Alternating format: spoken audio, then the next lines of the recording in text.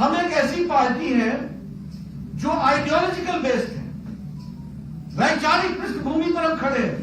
मैं बार बार लोगों को बोलता हूं, देखो अगर ये विचार नहीं होता ना तो हम इतनी बड़ी लड़ाई नहीं लड़ सकते थे, और सब लोग मिट गए, समाप्त हो गए, और जो नहीं हुए वो हो जाएंगे। रहेगा तो फिर बीजेपी रहेगी है। वह पार्टी के विकास में, पार्टी की विचारधारा को बढ़ाने में अपना योगदान करेंगे। और मुझे खुशी है कि हमारे राष्ट्रीय अध्यक्ष उस समय अमित शाह जी ने इस कल्पना को साकार करने का प्रयास किया, और आज मुझे यहाँ बिहार में आकर के 16 कार्यालयों का, पिछली बार में आया था तो शायद 10 कार्यालयों का, 11 कार्यालयों का मैंने उद्घाटन किया था। आज मैं 16 कार्यालयों का उद्घाटन कर रहा हूं। यानी पार्टी ने हार्डवेयर तैयार किया है, लेकिन सॉफ्टवेयर हमको बरकरार रखना है, ये हमारी जिम्मेदारी है। कार्यालय जीता जागता मंदिर है हमारी विचारधारा का, ये कभी बंद नहीं होता है, और शाम को ही इसमें रौनक आती है। ये भी होती है। बैठक उठक हमें नहीं आती। मैं कहता था इसी उठक बैठक से तुम बनोगे, इस बात को याद रखो। एक साथ मिलकर के काम कैसे किया जा सकता है, और जब विपरीत परिस्थिति में हमारे लोगों ने खड़ा किया है, कोई जानता था इससे पहले जब वो पार्टी में आया कि फुल टाइमर क्या होता है?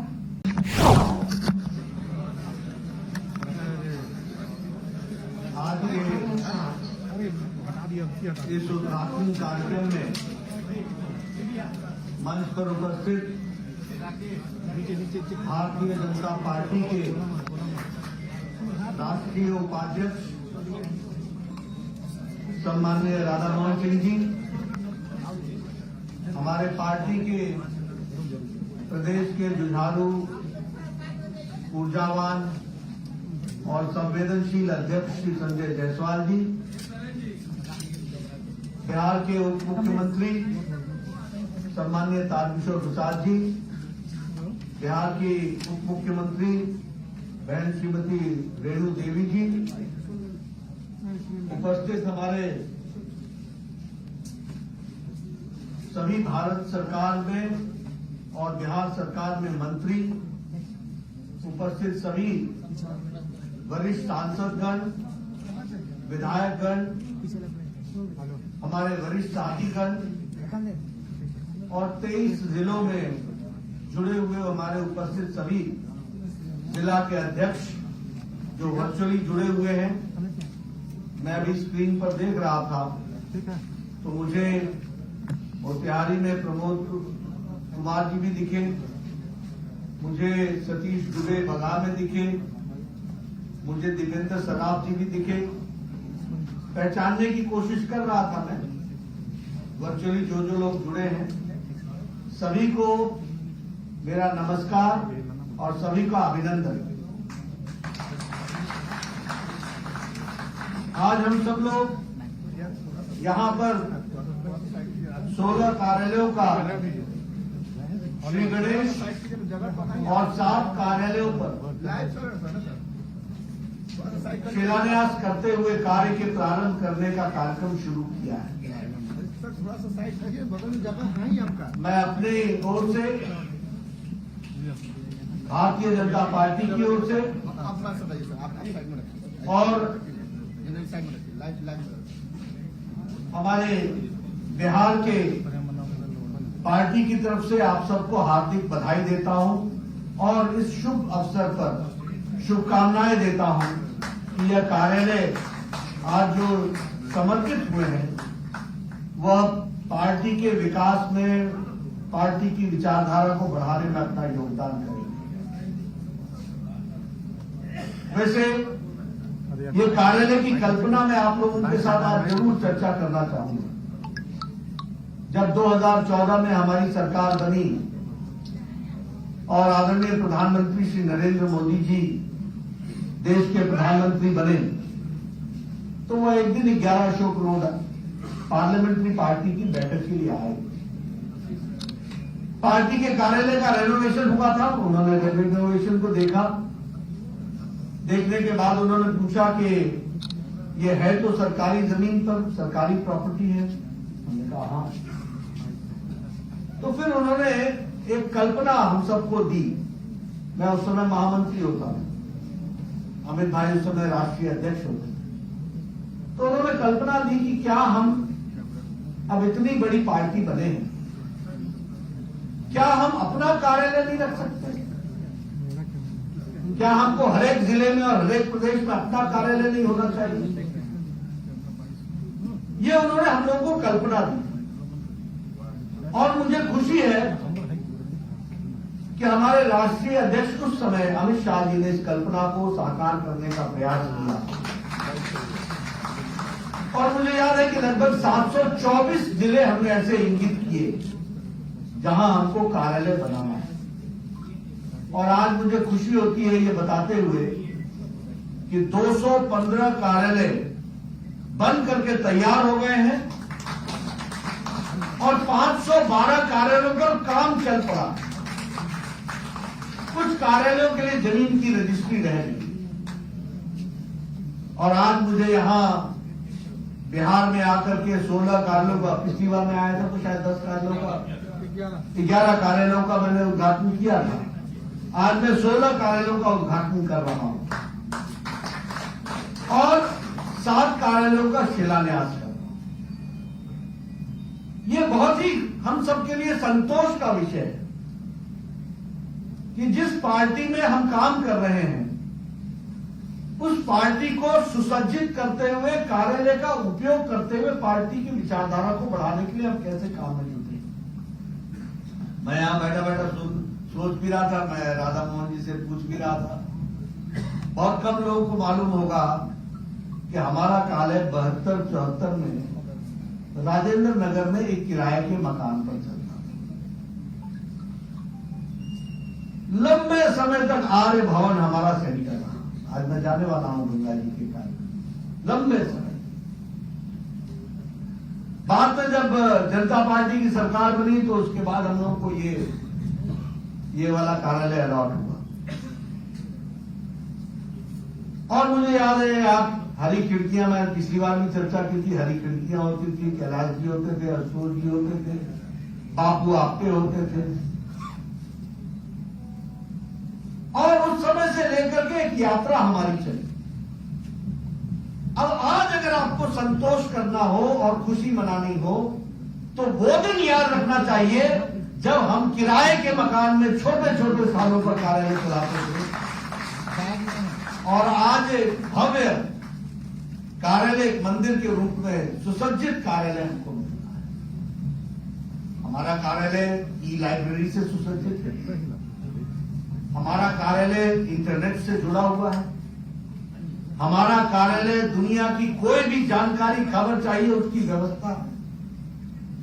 चर्चा करने के लिए कॉन्फ्रेंस हॉल है। 15 आदमी बैठना चाहते हो तो छोटा कॉन्फ्रेंस हॉल है, बड़ा बैठना चाहते हो तो हॉल है, अलग से बैठना चाहते हो तो कमरे हैं। यानी पार्टी ने हार्डवेयर तैयार किया है लेकिन सॉफ्टवेयर हमको बरकरार रखना है, ये हमारी जिम्मेवारी है। मैं कई बार लोगों को बोलता हूं, देखो हम बीजेपी ऑफिस नहीं बोलते, हम कार्यालय बोलते हैं। हम कार्यालय क्यों बोलते हैं? क्योंकि ऑफिस का कॉन्सेप्ट यह है कि 10 बजे खुलता है, 5 बजे बंद हो जाता है। कार्यालय एक जीता जागता मंदिर है हमारी विचारधारा का। ये कभी बंद नहीं होता है और शाम को ही इसमें रौनक आती है। ये भी और ये संस्कार केंद्र है। मैं जब युवा होता था तो मुझसे कोई बोलता था, नड्डा जी समझाओ ये पार्टी क्या होती है, संगठन क्या होता है। तो मैं उनको बोलता था कार्यालय आओ। तो कार्यालय में क्या करूं? क्या आओ तो सही। आता था बेचारा, दरी पर बैठता था। अब कॉलेज का स्टूडेंट, जीन की पैंट पहनी हूं, दरी पर बैठना पड़े तो समझ में आ जाए। तो बड़े बड़े अच्छे अच्छे कॉलेज के लोग जब जमीन पर बैठते थे तो दिमाग भी जमीन पर आ जाता। उद्देश्य था संस्कार देना। उद्देश्य था कि परिवर्तन के माध्यम कैसे बनते। उद्देश्य था कि उनको यह बताना कि एक साथ मिलकर के काम कैसे कर सकते। हमारे पास बहुत से लोग आते थे, Nadda ji tell me some work, we can do anything. पर ये बैठक उठक हमें नहीं आती। मैं कहता था इसी उठक बैठक से तुम बनोगे, इस बात को याद रखो। अकेला चना भाड़ नहीं फोड़ता, ये संस्कार देने का केंद्र है। इसलिए कार्यालय जब हम बोलते हैं तो वह संस्कार केंद्र है। आपको पता चलता है कि एक साथ मिलकर के काम कैसे किया जा सकता है। और जब विपरीत परिस्थिति में हमारे लोगों ने खड़ा किया है, कोई जानता था इससे पहले जब वो पार्टी में आया कि फुल टाइमर क्या होता है, परिवार के बिना रहने वाले लोग कैसे काम करते हैं? कोई जानता था कि पार्टी को खड़ा करने के लिए किन किन लोगों ने क्या क्या योगदान किया है? ये सब चीजें जानने का केंद्र है तो कार्यालय है। और इसलिए इनफॉर्मल एजुकेशन का रास्ता भी कार्यालय। लेकिन अब हम नई ऊंचाइयों पर जा रहे हैं, और अगर हमको नई ऊंचाइयों पर जाना है तो मॉडर्न फैसिलिटीज का उपयोग करते हुए हमारा कार्यकर्ता मोस्ट मॉडर्न विषयों के साथ भी अपने आप को जोड़ता हुआ दिखना चाहिए। दुनिया में क्या चल रहा है, देश में क्या चल रहा है, कौन कौन सी घटनाएं घट रही है, कैसे घट रही है, क्या घट रहा है, ये सारी जानकारियां हासिल करने का केंद्र अब हमारा कार्यालय है। इसलिए कार्यालय का उपयोग स्ट्रैटेजी बनाने के लिए करना चाहिए, तैयारी करने के लिए करना चाहिए। हम एक ऐसी पार्टी है जो आइडियोलॉजिकल बेस्ड है, वैचारिक पृष्ठभूमि पर हम खड़े हैं। मैं बार बार लोगों को बोलता हूं, देखो अगर ये विचार नहीं होता ना तो हम इतनी बड़ी लड़ाई नहीं लड़ सकते थे, और सब लोग मिट गए, समाप्त हो गए, और जो नहीं हुए वो हो जाएंगे। रहेगा तो सिर्फ बीजेपी रहेगी।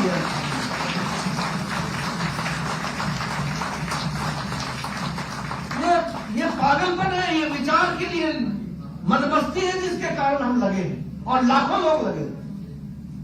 कुछ नहीं मिलता है, कुछ नहीं मिलेगा, तब भी लगे हुए।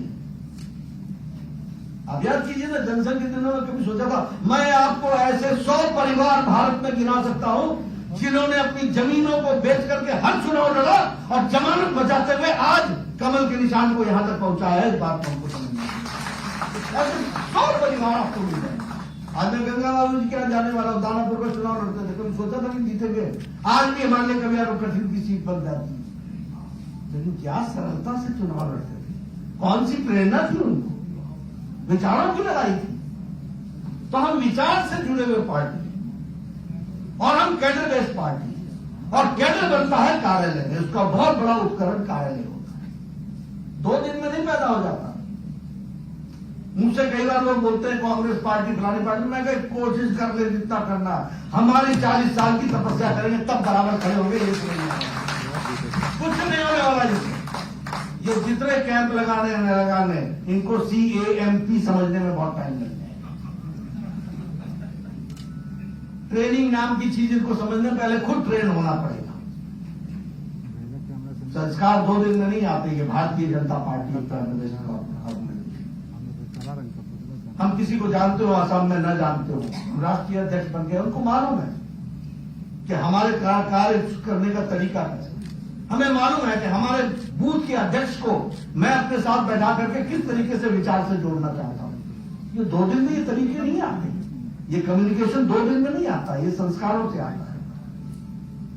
और ये संस्कार पैदा करने में निश्चित रूप से एक तरीका होता है जिसको हम लोग आगे बढ़ाते हैं। इसलिए हम विचार बेस्ड पार्टी है, हम कैडर बेस्ड पार्टी, और हम मास फॉलोइंग वाली पार्टी। सबसे बड़ी मास फॉलोइंग हमारी। आप सोचिए ना, आज सभी लोग अपनी पार्टियां छोड़ करके 20-20 साल 30-30 साल लगाने के बाद भारतीय जनता पार्टी में आ रहे हैं। क्यों आ रहे हैं? क्योंकि सबके समझ में आ गया है कि कार्य करते हुए देश को परिवर्तित करने का उपकरण है तो वो भारतीय जनता पार्टी है। इस बात को हमको समझना। ये छोटी घटना नहीं होती। 20-20 साल 30-30 साल जीवन का किसी पार्टी में लगा देना और उसके बाद फिर आकर के हम इस तरीके से खड़े होंगे, कोई छोटी घटना नहीं होती। ये हमारी जो फॉलोइंग बढ़ रही है। और मैं कई बार, मैंने कल भी कहा, मैं आज भी आपसे कहना चाहता हूं कि देखिए, हम राजनीति को समझें। आज भारतीय जनता पार्टी के विरोध में लड़ने वाला कोई राष्ट्रीय पार्टी ही नहीं रह गई। राष्ट्रीय स्तर की पार्टी नहीं रह गई, कोई विचार की पार्टी नहीं रह गई। और हम लोगों ने हमेशा कहा, विचार के आधार पर कहा, national outcomes with regional aspirations, national commitment with regional aspirations, विविधता में एकता। ये नारा नहीं था ऐसे ही, ये ऐसे ही नहीं था कि मुंह से निकल गया, ये सोचा समझा, यूनिटी अमंग डाइवर्सिटी। अगर श्यामा प्रसाद मुखर्जी ने बलिदान दिया, एक देश में एक निशान, एक विधान, एक प्रधान रहेगा, और एक देश में दो निशान, दो विधान, दो प्रधान नहीं रहेगा, तो उसी लड़ाई को 52 से लड़ते लड़ते, 51 से लड़ते लड़ते 2020 में 5 अगस्त 370 को धाराशाही किया है। ये विचारधारा कोई पार्टी नहीं, और एक देश में अब एक निशान, एक विधान, एक प्रधानमंत्री। तो ये विचारों से जुड़ी हुई पार्टी है, जिसके कारण से ये सब हम लोग कर रहे हैं। लेकिन मैं जब कहता हूं कि कोई राष्ट्रीय पार्टी नहीं रह गई है,